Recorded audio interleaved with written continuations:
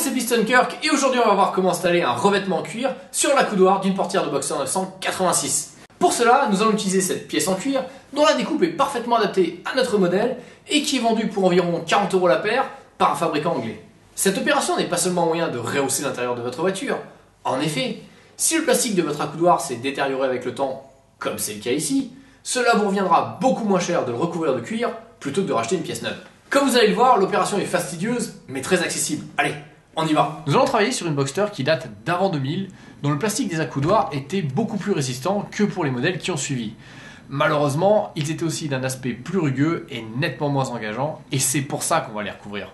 Avant de démonter le panneau de porte, il va falloir enlever le cache du rétroviseur. Pour cela, passez un outil de déclipsage par en dessous, levez légèrement mais pas trop fort, et ensuite tirez le cache vers le haut pour pouvoir le déboîter.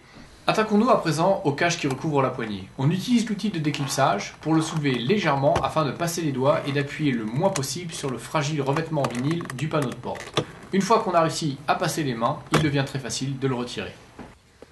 Une fois le cache enlevé, il y a deux vis à retirer. La première est visible, la seconde se trouve sous la poignée. Il faut la maintenir ouverte pour arriver à passer le tournevis cruciforme sans être gêné pour pouvoir la dévisser. À présent, attaquons-nous à la vis de l'accoudoir qui est située sous ce petit cache que l'on peut enlever soit avec l'outil, soit comme ici, avec la main. Dévisser la vis et constater que c'est la plus longue, c'est bon à savoir pour le remontage. À présent, soulevez le clapet du repose-bras pour constater qu'il y a une petite vis en plastique à retirer.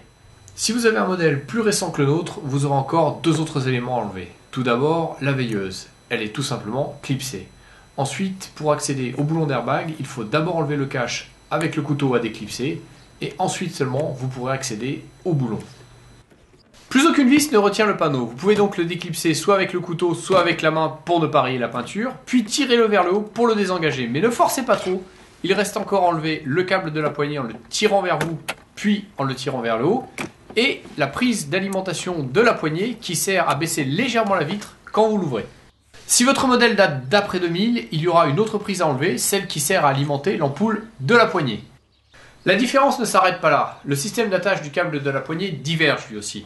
Pour le retirer, écartez les mâchoires de l'attache blanche, puis tirez vers l'arrière. Ensuite, faites un mouvement en S pour dégager complètement le câble. À présent, plus rien ne retient le panneau de porte, vous pouvez le retirer. On va commencer par poser le panneau de porte sur un tissu molletonné ou sur un coussin pour ne pas l'abîmer. Maintenant, on va pouvoir s'attaquer au démontage de l'accoudoir qui est maintenu par 4 vis. Comme on peut le voir, le support de l'accoudoir est encore maintenu au panneau de porte par 2 clips. Pour l'enlever, exercez une pression latérale. Stop! Bon, pour être tout à fait honnête avec vous, après la publication de la première version de cette vidéo, j'ai été contacté par Eric, le propriétaire de la Boxster verte que j'avais présentée dans la rétrospective des 20 ans du Boxster, qui m'a expliqué qu'il existait un moyen beaucoup plus simple pour enlever l'accoudoir sans avoir à démonter tout le panneau de porte. Pour coller un revêtement en carbone, il a enlevé l'accoudoir en retirant tout simplement l'axe métallique. Cette solution a en plus l'avantage de vous faciliter la tâche pour l'opération d'encollage qui va suivre, car vous ne serez pas gêné par les charnières. C'est pas vrai, je suis emboulé. Bon, bah finalement c'était beaucoup plus simple que prévu, mais au moins maintenant, vous savez comment démonter un panneau de porte. Allez, on continue. L'accoudoir étant maintenant retiré, on va enfin pouvoir s'attaquer à la pose du cuir. Mais avant de l'encoller, on va le poser sur le plastique à sec pour vérifier quel est le meilleur positionnement. Notez que sous le plastique se trouve un système de gouttière qui permettait justement de coller du cuir. Malheureusement, ce système a disparu sur les modèles d'après 2000. Pour que la colle adhère mieux au plastique de l'accoudoir, on va le poncer légèrement avec du papier de verre. N'oubliez pas ensuite de bien essuyer la surface pour pas qu'il y ait de poussière résiduelle. Pour la phase d'encollage, en théorie, il faudrait utiliser un pistolet à peinture pour pulvériser de la néoprène sur les deux surfaces. N'ayant évidemment pas ce genre d'équipement, on va utiliser un simple tube qui va nous permettre de répartir la colle uniformément sur la surface du cuir en évitant soigneusement d'en mettre au niveau de la couture pour pas que la colle ressorte et soit visible une fois collée. La colle que j'utilise résiste de -20 à 80 degrés, mais dans l'idéal, il aurait fallu en utiliser une qui résiste de -40 à 110. Une fois le cuir retourné, appliquez-le délicatement sur un des rebords mais pas sur la partie centrale. Vous devez d'abord vérifier que vous avez assez de cuir sur le rebord pour pouvoir le rabattre. Une fois un des rebords verrouillé, appuyez délicatement sur la partie centrale tout en vérifiant à chaque fois que vous avez assez de matière sur les rebords. Gardez à l'esprit que le cuir est souple, vous pouvez donc le tirer légèrement pour gagner quelques millimètres. Une fois que vous êtes sûr et certain du bon positionnement du cuir, n'hésitez pas à chasser toutes les bulles d'air résiduelles sur la partie centrale et à rabattre fermement les rebords sur les parties longues. Pour les parties arrondies, nous nous en occuperons dans un deuxième temps car ce sont les plus dures. Cela fait maintenant près de 5 minutes que l'opération d'encollage a commencé. La colle se durcit et par conséquent le cuir ne risque pas de bouger. On peut s'attaquer maintenant à coller proprement les rebords. On commence par mettre de la colle sur les côtés et avec les doigts, on maintient le cuir dans la gouttière. Pour ne pas avoir à presser avec les doigts jusqu'à ce que la colle sèche, vous pourriez être tenté d'utiliser des pinces à linge. Mais attention, elles risquent de laisser des marques sur le cuir, surtout si elles sont trop fortes.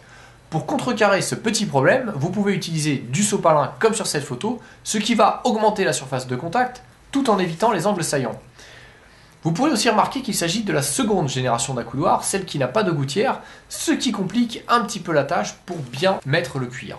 La forme du revers de l'accoudoir de la première génération permet avec un outil de bien rabattre le cuir et de le maintenir fermement. Et c'est beaucoup plus pratique. Comme nous l'avons évoqué tout à l'heure, la partie la plus difficile est l'extrémité arrondie. Parce que les plis du cuir font que la colle n'arrive pas à adhérer au plastique. Vous allez peut-être être obligé d'entailler le cuir avec des ciseaux fins ou alors carrément d'enlever de la matière. La colle étant sèche à présent, on constate que la partie supérieure présente très bien. En revanche, sur la partie inférieure, on constate que le cuir déborde de la gouttière, ce qui n'est pas très propre. On va donc s'armer de nos petits ciseaux pour découper ça plus proprement. Malgré tous mes efforts pour faire quelque chose de propre, il restait malgré tout quelques traces de colle. Et les enlever ne suffit pas à rendre un aspect présentable au plastique. C'est pourquoi j'ai passé une petite couche de peinture à la bombe pour corriger le tir. Si vous ne voulez pas peindre le revers de votre accoudoir, vous pouvez aussi tout simplement poser du cuir, soit sur la face avant du cuir, soit sur son revers, ce qui donnera un aspect velours. Une fois le panneau de porte remonté, vous n'avez plus qu'à apprécier le résultat final. C'était beaucoup de travail, mais ça en valait vraiment la peine. Si l'opération vous a plu et que vous êtes tenté, avant de vous lancer, j'aimerais quand même attirer votre attention sur un point. Si vous avez un panneau de porte en plastique, le montage passe très bien, quelle que soit sa couleur. En revanche, si vous avez un panneau de porte en cuir, se posent alors deux problèmes.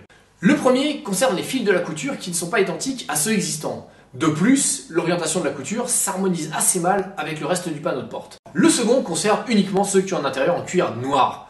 En effet, quand on met la pièce à côté du cuir existant, on se rend compte que la structure n'est pas du tout la même, ce qui n'est pas du meilleur effet. Pour résoudre ce petit problème, on va tailler une pièce similaire d'un seul tenant dans cette chute de cuir que j'ai eue pour une quinzaine d'euros chez un fabricant de selle. Le modèle d'origine va nous servir de gabarit. On découpe une pièce plus petite dans la grande pièce de cuir, puis on la retourne pour pouvoir dessiner sur la partie non visible les marques de découpe. Cette opération terminée, vous pouvez prendre vos ciseaux et commencer à découper. Une fois que c'est fait, vous vous retrouvez avec une pièce parfaitement identique avec la couture en moins et surtout un cuir qui correspond exactement à celui du panneau de porte. L'accoudoir réinstallé, on ne voit même pas la différence entre les deux cuirs. Au final, que vous découpiez votre pièce vous-même ou que vous l'achetiez toute faite, l'esthétique de votre habitacle s'en trouvera forcément améliorée. Alors, pourquoi hésiter? Allez, à la prochaine!